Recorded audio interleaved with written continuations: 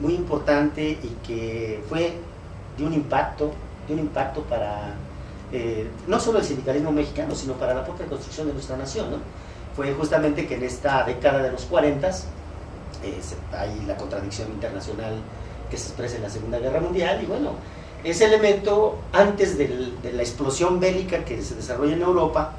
hay todo un ascenso de una ideología, de la ideología comunista, enmarcada en diferentes corrientes ideológicos, pero que de alguna manera también impactaron a los trabajadores mexicanos y se expresaron muy nítidamente en estas dos décadas, 40-50, y claro, algunos de sus principales representantes fueron protagonistas importantes en la construcción de la fortaleza sindical y de las propias luchas del momento, ¿no? Entonces, bueno, esos son elementos que también habría que considerar, porque después, más adelante, efectivamente, vamos a ver cómo esta Segunda Guerra Mundial impacta también al propio gobierno mexicano y lo obliga a cambiar su modelo o afinar mejor su modelo económico, justamente por las propias condiciones que estaban generando en el mundo, ¿no? Pero bueno, regresemos ya un poco a la expresión del movimiento sindical, ¿no? Y habría que decir que para inaugurar esta década de los años 40, bueno, venían una serie de movimientos de la década de los 30, ¿no? Después de la promoción tan amplia que por la sindicalización hizo Leonardo Lázaro Cárdenas.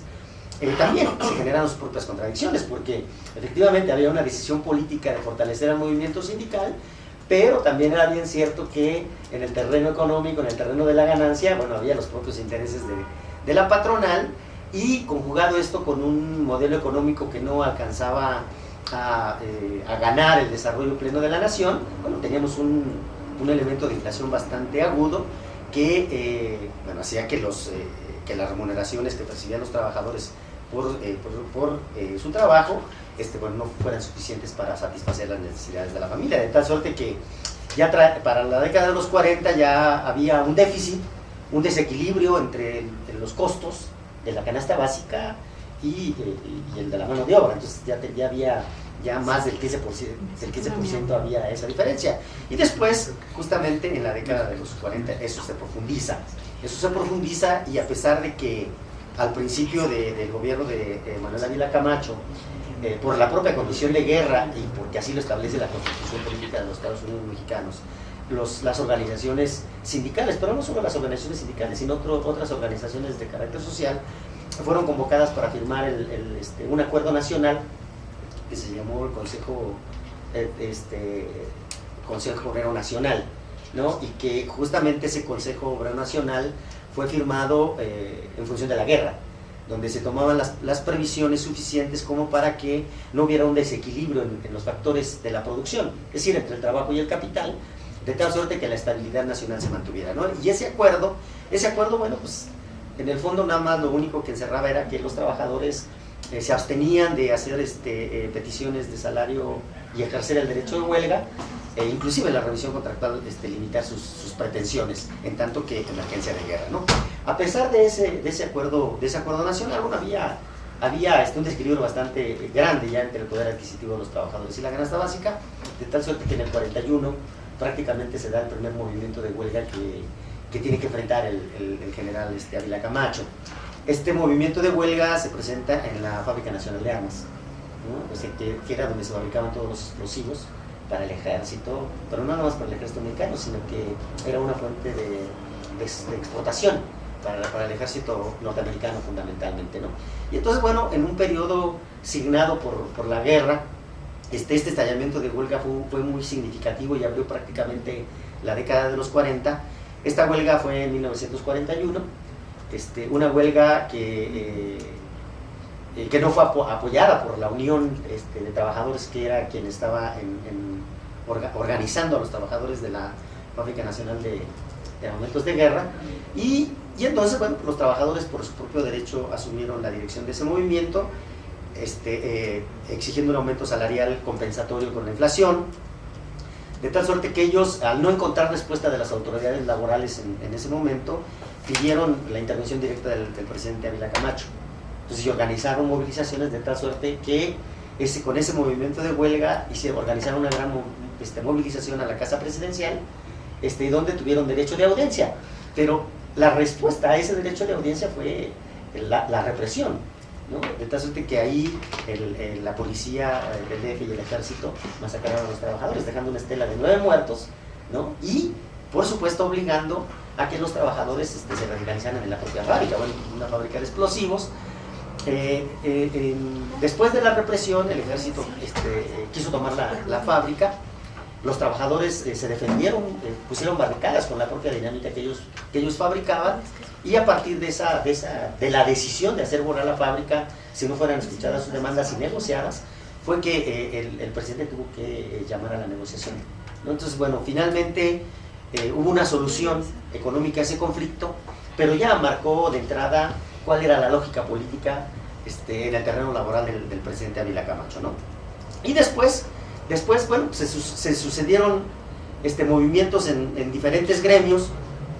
Este fue el inicio del 41. Después, otro de los movimientos muy importantes, y en la ola más grande de huelgas que ha tenido nuestro país, el 43-44, donde, según los registros de la Junta Federal de Conciliación y Arbitraje, ha sido el 43-44, ha sido el periodo donde los movimientos de huelga han alcanzado sus máximos niveles de expresión, ¿no? Y movimientos de huelga que tuvieron una trascendencia muy importante, ¿no? Los dos conflictos de mayor impacto político en estos años fue la huelga petrolera, que iniciaron algunas secciones por aumento salarial. Había un tope salarial, es decir, había un nivel de inflación alto. Sin embargo, por esos acuerdos de guerra, el gobierno estaba limitando los aumentos salariales por debajo del 10%. Entonces, bueno, en función de eso, estas huelgas del sindicato petrolero fue una de las que mayor impacto tuvo, pero casi de manera simultánea. Estamos hablando de los meses de marzo, entre marzo y junio de 1943. Los mineros también lanzan su primera huelga nacional por aumento salarial. Finalmente, bueno, son huelgas que van acompañadas de movilización, de una lucha política interna bastante aguda. En los sindicatos hay una expresión ideológica muy diversa que se expresa en las asambleas, y que finalmente tiene su impacto en las propias decisiones del movimiento. Bueno, Santos, yo entonces te quisiera preguntar algo, porque entre las cosas que sobresalen en el periodo de los años 40 es que Manuel Ávila Camacho, el 1 de mayo de 1942, logra que la CTM y la CROM, que era una central obrera más importante en esos momentos que la CTM, y en donde a su interior había diversas corrientes, pero entre ellas la comunista, que tuvo un papel muy importante en los años 30, se pronunciaron a favor de la unidad de la clase obrera y en contra del fascismo, pero con que desfilaran unidos rindiéndole pleitesía al presidente. Y desde entonces se impuso, desde el 1 de mayo de 1942, se impuso el desfile obrero en el que los trabajadores iban a agradecerle al presidente, porque incluso así se manejaba: vamos a agradecerle al presidente. Yo me acuerdo que Fidel Velázquez dio muchas conferencias previas al 1 de mayo para anunciar el agradecimiento al presidente, hasta que empezó a mermar esta práctica, porque ya los trabajadores iban, pero a recordarles a sus progenitoras, ¿no? Y en algún caso incluso le aventaron una bomba molotov a Miguel de la Madrid, y entonces Salinas, como no era bien querido, nunca fue bien querido Salinas, prefirió ya no empezar a cancelar esos desfiles. Pero en este momento se acuerda que el 1 de mayo de 1942 van a desfilar